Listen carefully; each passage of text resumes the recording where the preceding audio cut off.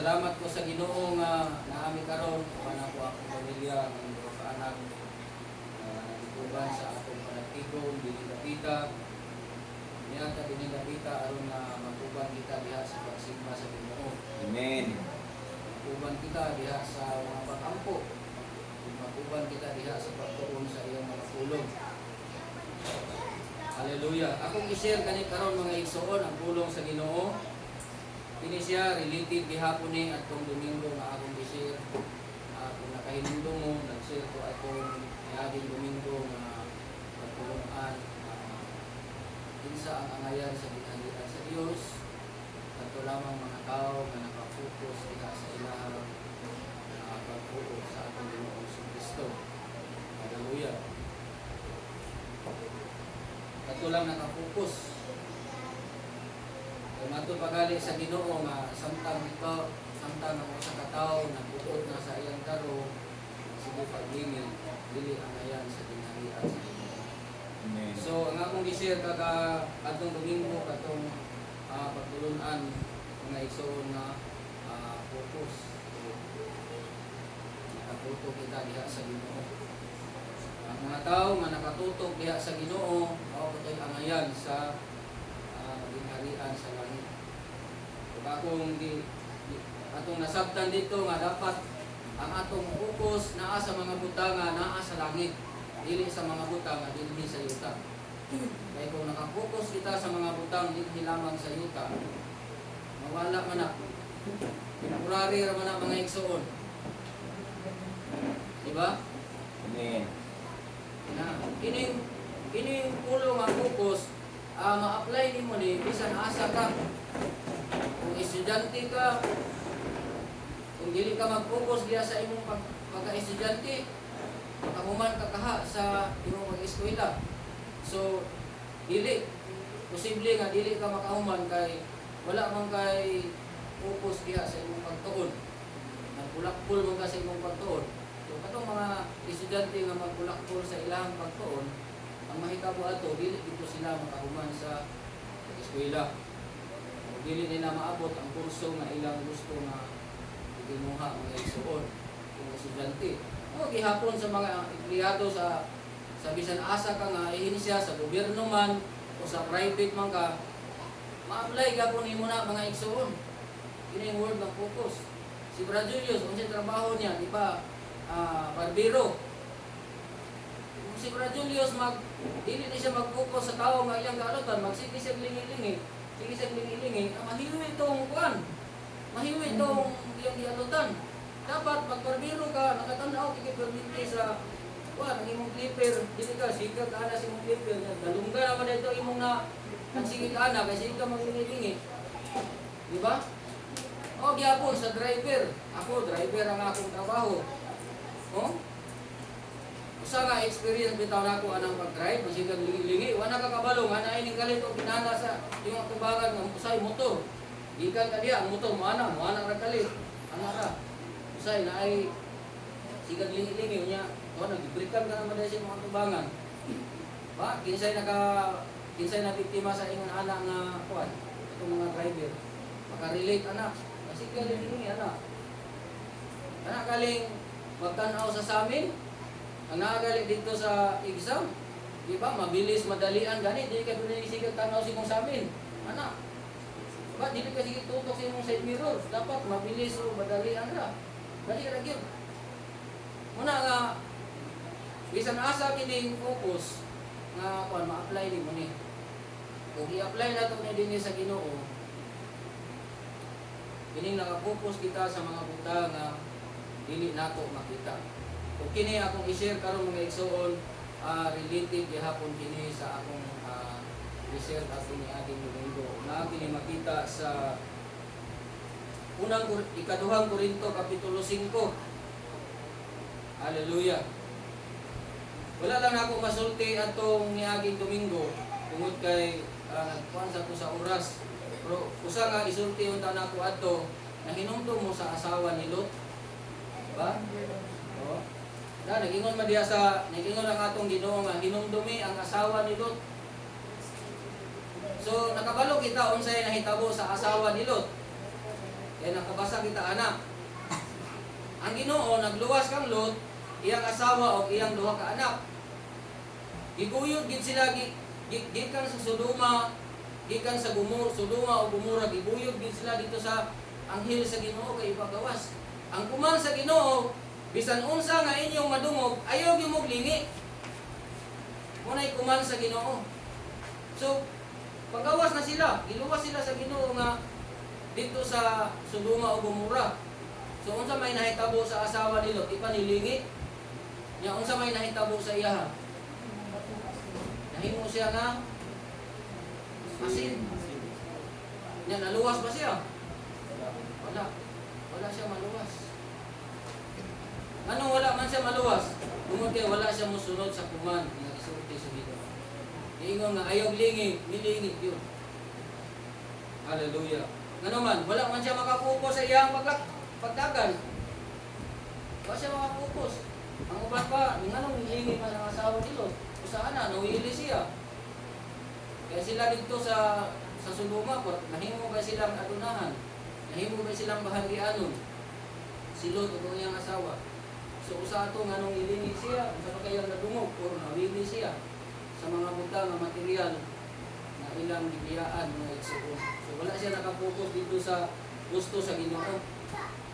Hallelujah. Kung akong basahon mga igsoon, kini related gihapon kini. Kung akong i-share karon mga igsoon, mao ning naa sa ikaduhang Korinto kapitulo 5 bersikulo 1 hangtod sa bersikulo 10. Matod pa diri, kay kita nasayod nga kun matun-as na kining atong yutan-ong payag dito sa langit aduna kitay balay gikan sa Dios. Usa ka puloy-anan nga dili binuhat sa mga kamot o walay pagkatapos. Sa pagkatinuod dinhi ining maong payag, kita nagapanghupaw sa atong pagpangandoy nga unta kasapawan na kita ni anang atong langitnong puloy-anan aron nga sa kahalupan na kita niini kita dili makaplagan nga mga hubo kay samtang ania pagihapon kita sa sulod niining maong payag kita ginag-ugan sa atong mga luwan nagaagulo dili tungod kay buot kitang mahukasan niini kundili aron kita masapawan unta niadtong langitnong puloy-anan aron ang may kamatayon magalamyon sa kinabuhi. Siya nga nagaandam kanato alang niining butanga mao ang Dios nga nagahatag kanato sa espiritu ingon nga patinga.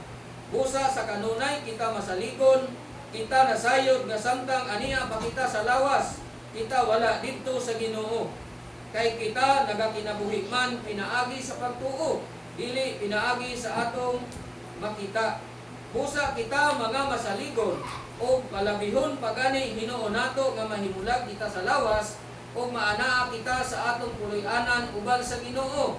Sa ingon ni ana, maanaa kita sa puloy-anan o mahimulag.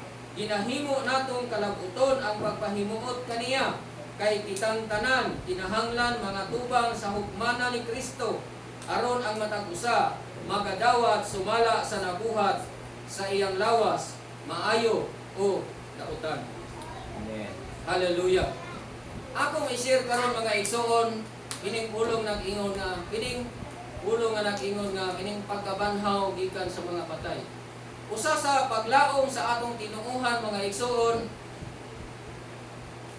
nga dunay pagkabanhaw sa mga patay, dunay pag-ilis sa atong lawas.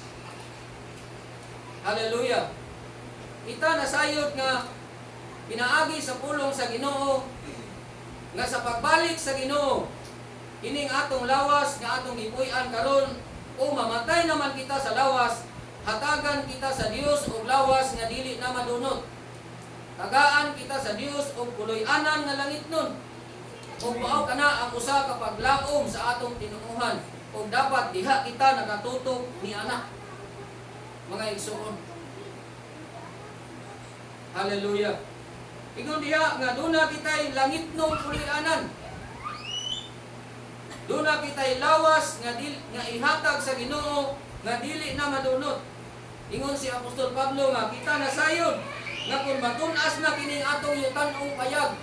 Ang buot ipasabot ni Apostol Pablo, yutan-ong payag mao kini atong lawas, yutan-ong nga lawas. Mga igsoon. didto sa langit aduna kitay balay gikan sa Dios, usa ka puloy-anan nga bidili binuhat sa mga kamot ug walay pagkatapos. Hallelujah. Ang atong kinabuhi dinhi sa kalibutan matapos, mga igsoon. Naay pagkatapos. Kay bisan pag moabot ka og isa ka gatos ka tuig, pagpuyo nimo ni anang lawas, matapos ka gyud. Moabot gid sa imo sa ato ang kamatayon sa lawas. Pero usa ka paglaom nga gihatag kanato sa Ginoo, mao kini nga naay lawas nga gihatag sa Ginoo, naay puloy-anan nga giandam sa Ginoo nga walay pagkatapos, ug diha kita nakatutok, mga igsoon. Hallelujah. Samtang kita naa magpuyo niining lawasa, dili malikayan nga naay mga pag-antos. Dinatugan kita sa mga luwan, naay mga pag-agulo, naay mga kasakit, mga igsoon. Apan ka ng kasakit karon nga atong giantos, dili na po na moabot og isa ka gatos ka tuig. Kanang mga kalisod nga atong giatubang karon, dili na po na moabot og isa ka gatos ka tuig. Pila na may edad nako karon? Niabot nako sa 45 akong edad. Unya, pila na lay akong antuson? Kung moabot pa ko og 60. Iba 15 na lang ka tuig. Kung moabot ka 70, 25 na lang ka tuig. So ibaylo na to na dito sa eternity nga gisaad sa Ginoo. Dili nato antuson kung unsay giantos nato karon. Dili kita mulahutay sa atong pagtuo diha sa Ginoo. Hallelujah.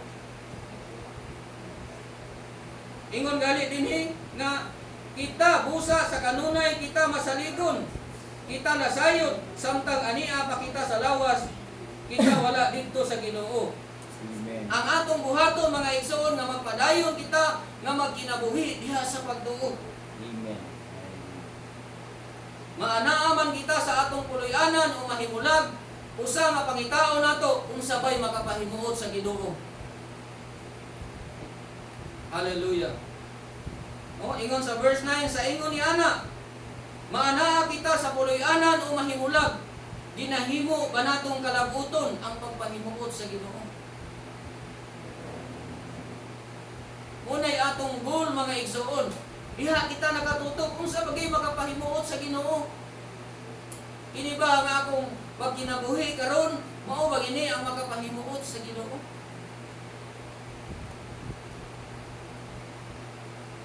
Hallelujah. Diba? Atong makita nato sa news, ang mga tao nawad-an og paglaom tungod sa mga butang na nawala kanila. Bagyo lang kana nga tino dito sa Visayas area, mga igsoon. Pero makita nimo nga ang mga tao nawad-an sila paglaom tungod kay ngano man mga tao nga nawad-an paglaom tungod kay nakatutok raman ang ilang mga hunahuna diha sa mga butang nga makita. Bisan pag mawala kanato ang mga butang material, mga igsoon, dili kita angay mawad-an paglaom kay dunay gisaad ang Ginoo. Usa ka puloy-anan nga dili madunot. Amen. O diha ni ana, diha kita makatutok, mga igsoon. Kay kung diha kita makatutok sa mga butang nga naa sa langit nga gisaad sa Ginoo, magpuyo man kita aning kalibutana. Bisan pag mawala ang tanang butang nga atong gihaguan, mga igsoon, dili kita mawad-an sa paglaom kay ang butang nga gisaad sa Ginoo walay katapusan, mga igsoon. Hallelujah.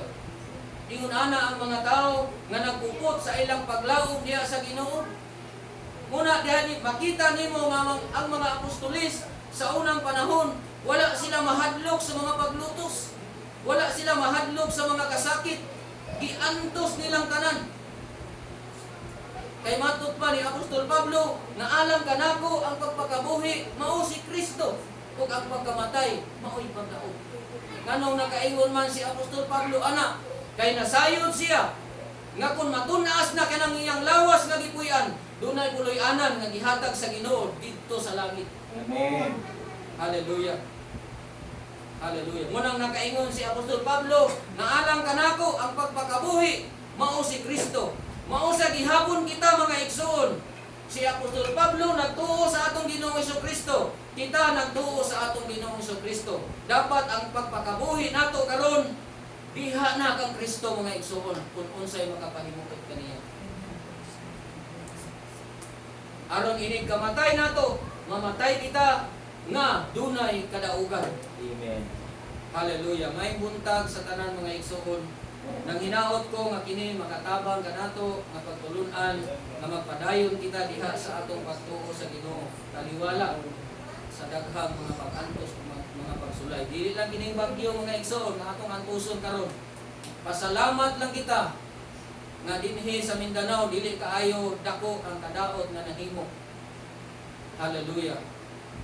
Pasalamat kita ni ana mga igsoon. May buntag. Pagdalaygo ng Diyos. Amen. Hallelujah.